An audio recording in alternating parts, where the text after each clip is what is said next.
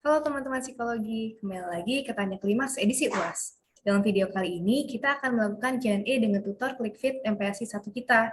Siapa lagi kalau bukan Zara? Dalam Q&A ini, Zara akan mencoba menjawab pertanyaan yang udah teman-teman ajukan di forum yang disebarkan beberapa hari lalu. Oke, tanpa berlama-lama lagi, yuk kita panggil tutornya. Hai Zara. Hai semuanya, halo Dita. Halo. Mungkin kita ngobrol-ngobrol dikit dulu kali ya. Zara, apa kabar Boleh hari deh. ini? Aku alhamdulillah baik setelah kemarin sibuk-sibuk dan pasti yang nonton juga begitu. Aku alhamdulillah sih. Dita gimana? Oh, puji Tuhan juga baik, Zah. Mau nanya nih, gimana perasaannya udah mendekati masa UAS? Eh, Jujur agak sebenarnya nggak deg-degan tapi lebih ke kayak takut gitu soalnya tugas-tugasnya sampai sekarang kayak masih ada aja yang belum dikerjain tapi maksudnya belum selesai tapi eh, kayak good luck aja deh buat UAS ya. Lebih ke takut aja sih. Iya, Kenapa kita bisa? kurang lebih sama sih. Jadi kita harus tetap semangat ya guys. Soalnya bentar lagi udah mau libur juga kan. Oke, oke. Mungkin kita bisa mulai dari pertanyaan pertama ya, Zah.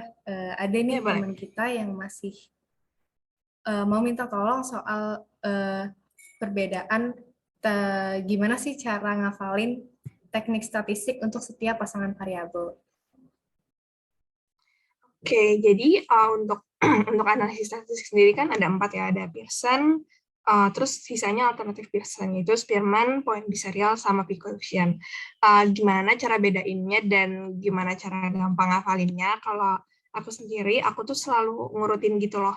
Jadi awalnya Pearson dulu, Spearman, point biserial, baru P-coefficient. Atau kalau misalkan mau disingkat tuh PSPBP. Ya, jadi PSPBP, P-nya Pearson, S-nya Spearman, PB itu point serial, P-nya ya P koefisien. Nah, untuk biar gampang juga, jadi kalian harus ingat kalau Pearson itu yang paling mudah untuk digunakan dihitung gitu karena dia itu variabel penelitiannya itu udah berbentuk skor alias dalam bentuk interval atau rasio. Nah, beda nih sama teman-temannya special correlation special. Jadi biasanya salah satu variabelnya itu pasti tidak berbentuk interval atau rasio. Kayak misalkan Spearman. Spearman itu kan dua-duanya ordinal ya. Nah, kalau misalkan dua-duanya ordinal, kita ingat-ingat aja, kalau aku sih pribadi ingatnya Spearman itu ranking kan, ordinal ranking, jadi sprang gitu. Nah, terus kalau misalkan untuk poin di serial, B itu kan artinya dua, ya kan? Terus yang kita tahu, dikotomi itu D-nya itu juga artinya dua. Nah, berarti kalau dikotomi kan variabel yang ada kebalikannya gitu. Yang ada dua kayak misalkan perempuan laki-laki gitu kan. Nah, di sini kalau poin biserial itu sama pi itu kita masih ngomongnya dikotomi murni, makanya B-nya itu kita ingat-ingat aja kalau biserial B berarti oh dikotomi atau dia tuh nominal, nominal murni yang asli. Terus di sini kita ngomongin poin. Poin itu kan kalau misalkan kita main games gitu, uh, dia kan bentuknya skor ya. Nah, berarti kalau skor itu numerik alias interval sama rasio lah kalau misalkan mau di statistik ini. Jadi, kalau poin di serial itu poin, yang satunya interval atau rasio, yang satunya itu dikotomi. Khususnya dikotomi murni atau dikotomi asli. Nah, terakhir, tadi kan PS, PB, Pi. Nah, kalau Pi ini aku nggak ada spesifik gimana cara ngafalinnya, tapi karena itu urutan terakhir, berarti dia itu sisanya. Pi itu berarti sisanya yang tadi belum itu adalah dua-duanya dikotomi alias dua-duanya nominal gitu, nominal dikotomi murni. Jadi intinya kalau Pi itu dikotominya dikotomi asli dua-duanya. Gitu sih kayaknya gampangnya ngafalinnya kalau dari aku. Semoga kalian juga bisa ngafalin dengan mudah dengan cara. Oke, oke. Mungkin aku coba simpulin dikit ya. Jadi tadi Oke. cara Zahra ngafalinnya itu dengan bikin singkatan dari 4 teknik statistik ini, yaitu jadi PS, PBP. Terus dari ini juga udah diurutin berdasarkan tingkat dari gampang ke susahnya gitu ya. Terus tadi juga yang di Spearman sama poin di serial itu dari namanya itu rada diplesetin dikit buat dihubungin ke ciri-ciri dari tiap variabel yang nanti akan diteliti itu. Oke, kita lanjut ke pertanyaan selanjutnya nih, Zah. Ada yang masih penasaran apa sih bedanya spurious, moderator, sama mediator? Oke, jadi kan tadi bedanya spurious, mediator sama moderator. Pertama untuk spurious relationship, kalau aku sendiri ingat-ingatnya itu, spurious itu kan palsu ya kalau nggak salah arti dalam bahasa Indonesianya. Ya gitu, gampangnya tuh palsu. Nah, berarti ada hubungan yang palsu gitu di antara kedua variabel. Jadi kayak dibilangnya ada hubungan, tapi aslinya tuh nggak ada gitu. Nah, kayak misalnya di sini, dan ciri-cirinya itu biasanya kalau spurious itu adalah kalau misalkan dari akal sehat kita, common sense, ketika kita dengar atau lihat variabelnya itu kayak, masa sih ini ada korelasinya? Kayak misalkan di sini, yang aku desain kemarin, teh sama kanker paru-paru. Itu kan kayak, di mana korelasinya gitu kan. Dan ternyata yang ikutan tuh ternyata dia tuh ngerokok gitu. Jadi emang sebenarnya si teh sama kanker paru-paru ini tuh hasilnya tuh nggak ada hubungannya gitu, tapi dibilang ada hubungan, namanya juga spurious ya. Terus atau misalkan kalau di buku itu contohnya adalah peningkatan penjualan tingkat apa ya, adanya peningkatan penjualan es krim, hubungannya itu sama hubungannya dalam ini banyaknya orang yang tenggelam.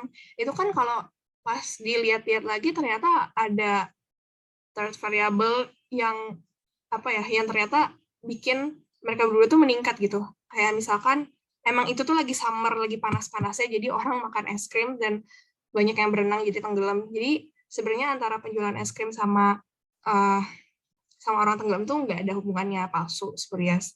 Nah, itu buat yang spurious. Lanjut kita next ke yang moderator relationship.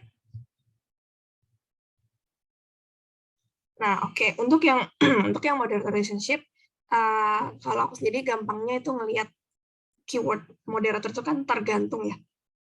Nah, misalkan di sini ada dua variabel, tingkatan stres sama depresi.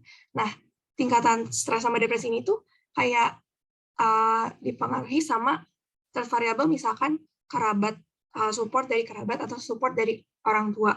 Jadi tergantung support dari kerabat atau support dari orang tua. Misalkan support orang tuanya ke anak yang stresnya itu lumayan tinggi, berarti kan kayak kemungkinan dia untuk depresi juga rendah gitu. Tapi kalau misalkan support kerabat atau support keluarganya rendah pas dia lagi stres, berarti itu bisa meningkatin kecenderungan dia untuk depresi gitu. Jadi emang benar-benar tergantung gitu loh. Nah, atau kalau misalkan yang dijelasin sama dosen itu, misalkan orang yang buru-buru sama orang yang ngelanggar lalu lintas, ngelanggar lampu merah kalau nggak salah.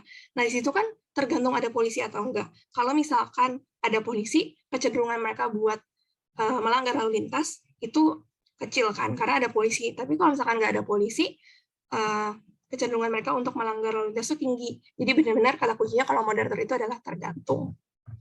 Terus kita next ke mediator relationship.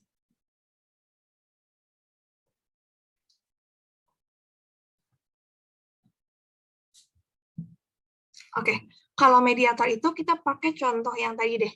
Kita pakai contoh tingkatan stres sama depresi. Nah, jadi mediator ini namanya juga mediator. Jadi kayak dalam hubungan tingkat stres sama depresi itu ada third variable yang sebenarnya tuh mempengaruhi keduanya gitu loh. Kayak misalkan ini tingkat stres. Ternyata tingkat stres itu dapat dari dia tuh dibully dari sekolah di sekolah.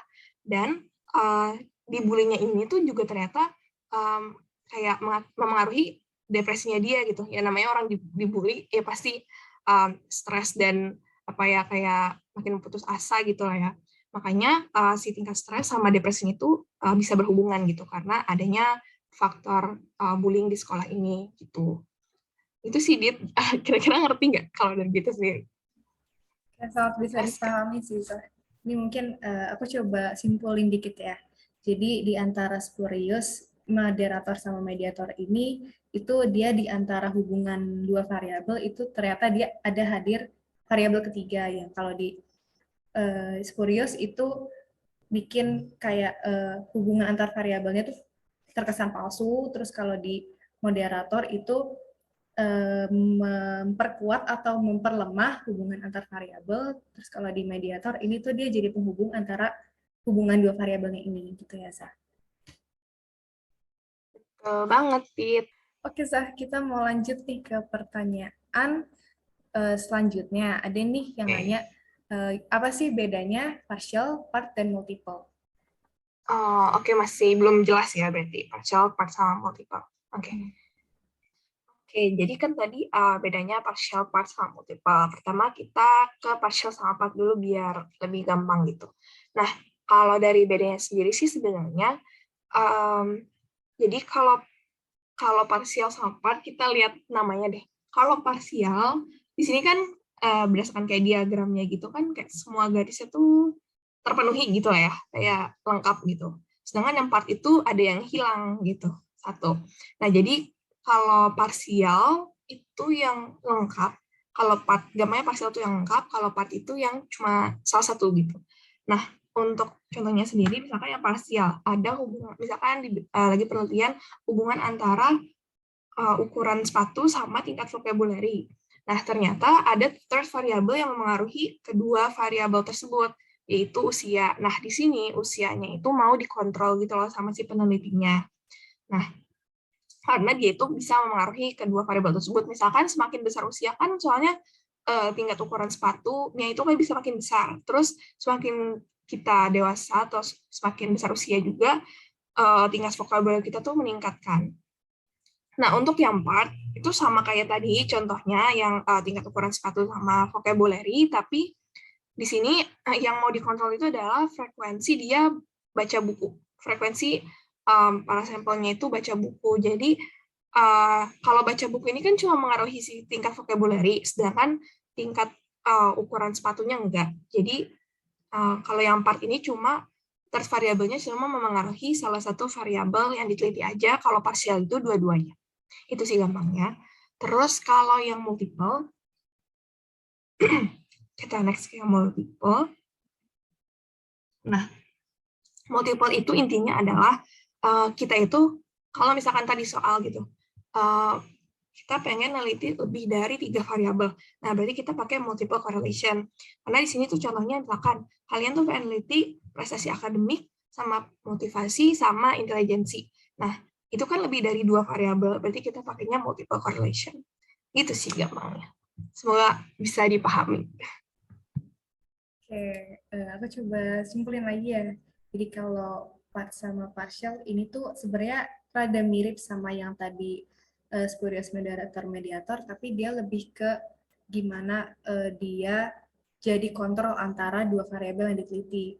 Terus kalau yang multiple ini sebenarnya simpel aja sih Beza.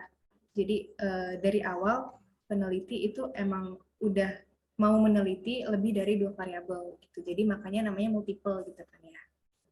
Ya, betul sekali. Oke, Zah. Ini kebetulan kita udah sampai ke pertanyaan terakhir nih. Ada yang pengen dijelasin gimana sih cara nentuin signifikansi korelasi kalau dari tabel dan kalau dari hasil software. Nah, oke. Tadi mungkin pertanyaannya itu gimana buat nentuin gimana buat nentuin signifikansi yang kita tuh hitung manual sama yang dari software gitu kan. Nah, pertama kalau misalkan yang hitung manual tuh cara signifikansinya tuh sebenarnya gampangnya kalau aku tipe orang yang harus ngegambarin dulu gitu loh, harus digambar. Karena biar jelas di titik R statistik sama R kritikal itu di mana. Kayak misalkan yang ini, R kritikalnya 0,805 sama R statistiknya itu 0,875. Di sini tuh dalam konteks dia tuh one tail. Nah, 0,085 kan di yang biru ini. Terus ternyata 0,875 itu ada di sebelahnya, di sebelah kanannya gitu, kayak melebihi 0,805. Nah, dia kan ada detail, berarti dia itu signifikan dong. Gitu. Jadi itu udah kelihatan gitu dia signifikan. Tapi kalau misalkan ternyata si R statistiknya itu dia nggak ada di daerah apa ya kayak kurang dari R kritikalnya, berarti dia itu tidak signifikan gitu. Nah, itu buat yang hitung mandiri ya, hitung manual. Kalau yang tabel dari software,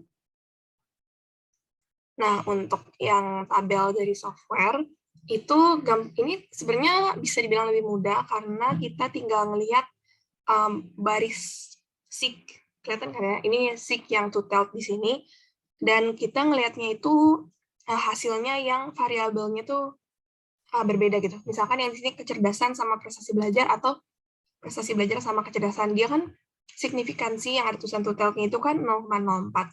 Nah, kalau misalkan kita samain konteksnya kayak soal yang sebelumnya, misalkan alpha levelnya itu dipilihnya 0,05. Berarti kan 0,04 ini kurang dari 0,05. Alias berarti P-nya itu kurang dari 0,05. Berarti dia itu signifikan gitu. Tapi kalau misalkan ternyata nanti hasil dari si signifikansinya ini dia lebih dari 0,05, berarti dia tidak signifikan. Kalau misalkan konteksnya itu alpha levelnya tuh 0,01 di soal yang ini, dibanding sama 0,04 kan berarti P-nya itu lebih dari 0,01. Artinya dia tidak signifikan. Tapi kalau misalkan P-nya tuh signifikansinya itu misalkan 0,009 misalkan. Dia kan kurang dari 0,01, P kurang dari 0,01, berarti artinya dia tuh signifikan. Jadi lihat aja sih kalau dia P kurang dari 0,01 atau 0,05, berarti dia signifikan, tapi kalau misalkan P lebih dari 0,01 atau 0,05, berarti dia tidak signifikan, gitu. Jelas nggak, Dit? Oke, udah jelas banget, Zah. Mungkin gue coba simpulin lagi ya. Jadi Oke. kalau ngelihat dia signifikan, kalau dari hasil hitung, itu sebenarnya prinsipnya kayak Z-score gitu ya. Dia makin ke ujung, itu angkanya makin gede. Artinya dia akan dikatakan signifikan kalau angka R hitungnya itu lebih besar daripada R kritis. Terus kalau yang dari tabel, kita ngelihat kalau dari yang sig ini, yang titik koma berapa itu biasanya dia itu angkanya harus lebih kecil daripada alpha levelnya. Jadi kayak persentasenya tuh lebih kecil daripada yang dianggap daerah kritisnya gitu ya. Oke, sekian dari Tanya Klimaks edisi UAS untuk mata kuliah MPSI 1 ini. Aku Dita dan Zara juga mau minta maaf kalau ada kata atau perbuatan yang kurang pantas. Mohon maaf juga buat pertanyaan-pertanyaan lain yang mungkin belum sempat terjawab dalam video ini. Semoga video ini dapat membantu teman-teman dalam proses persiapan UAS kita ya. Kalau ada pertanyaan, kritik, atau saran bisa langsung disampaikan ke narasumber yang ada di description box. Sampai jumpa di lain kesempatan. Dadah! Bye. Thank you.